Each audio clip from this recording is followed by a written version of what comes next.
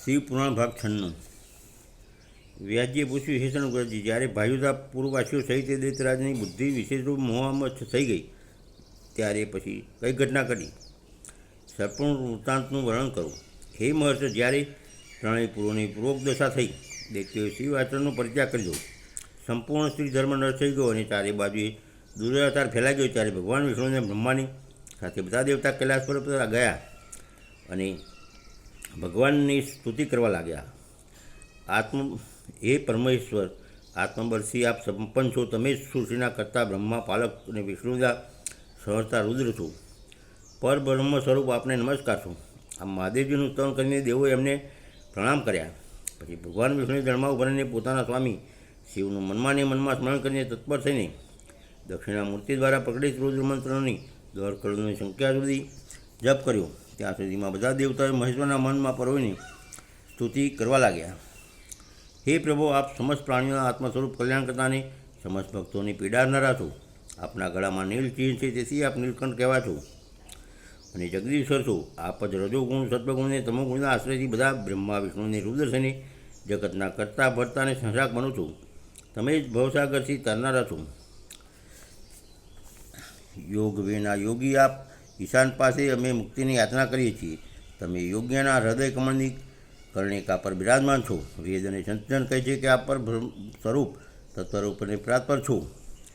આ જગતમાં દર્શન કરવા, શ્રવણ કરવા, સ્તવન કરવા તથા જાણવા યોગ્ય કહેવાય છો અને જે અણુથી પણ સૂક્ષ્મ અને મહાનથી પણ મહાન આપ જ છો। આપને અમે બધી બાજુએથી દંડવત પ્રણામ કરીએ છીએ। વિશ્વરાધ્ય આદિ અંત શૂન્ય 26મું તત્વ, નિત્ય કર્મ રહિત તથા સમસ્ત પ્રાણીઓની પોતપોતાના કાર્યોમાં પ્રવૃત્ત કરનારા આપને બધી બાજુથી પ્રણામ છે। જે અમારી સમજથી પર છે, અમે સમજી શકીએ નહીં, તેથી દેવતા, અસુર, બ્રાહ્મણને અન્યાય અન્યથા સાવર જંગમ પણ આપની સ્તુતિ કરે છે। હે શંભુ, ત્રિપુરવાસી દૈત્યો અમને નષ્ટ જેવા કરી રહ્યા છે, તેથી આપ શીઘ્ર જે અસુરોનો વિનાશ કરીને અમારી રક્ષા કરો। કેમ કે હે દુર્લભ, અમે સર્વદેવની એકમાત્ર આપ જ ગતિ છો।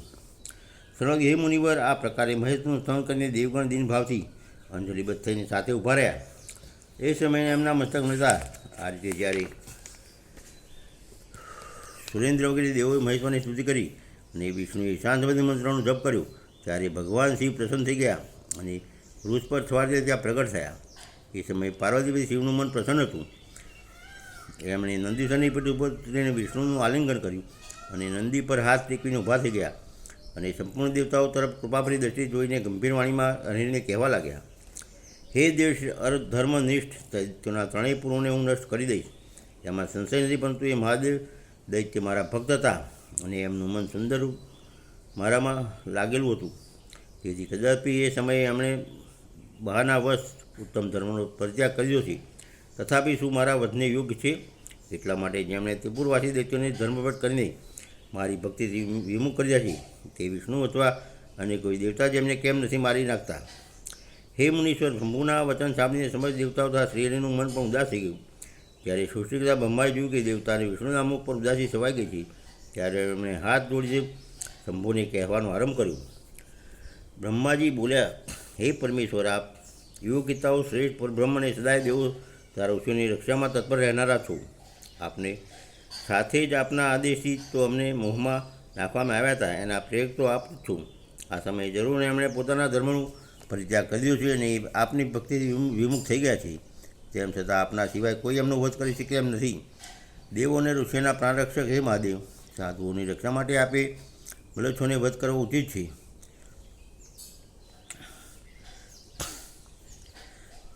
રાજા જો પોતાનું રાજ્ય સર્વલોક કાશીપનો સ્થિર રાખવા ચાહતો હોય તો એણે પોતાના રાજ્યમાં અન્યત્ર પણ આવો જ વ્યવહાર કરવો જોઈએ।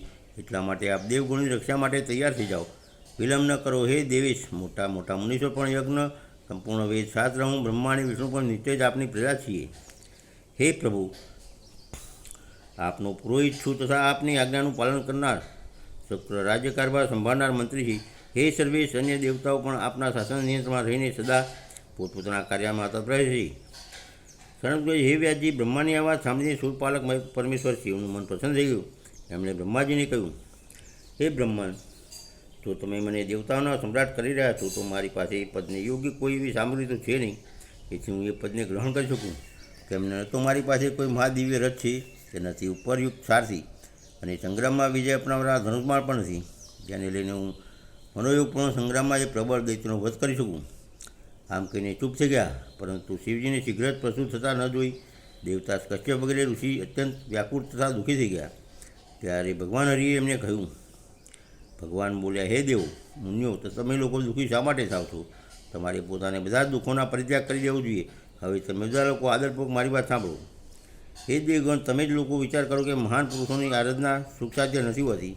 મેં એવું સાંભળ્યું છે કે મહદ આરાધનામાં પહેલાં મહાન કષ્ટ વેઠવું પડી જાય, પછી ભક્તની દળતા જોઈને ઈષ્ટદેવ અવશ્ય પ્રસન્ન થઈ જાય છે. પરંતુ શિવ તો સમસ્ત ગણોના અધ્યક્ષ તથા પરમેશ્વર છે.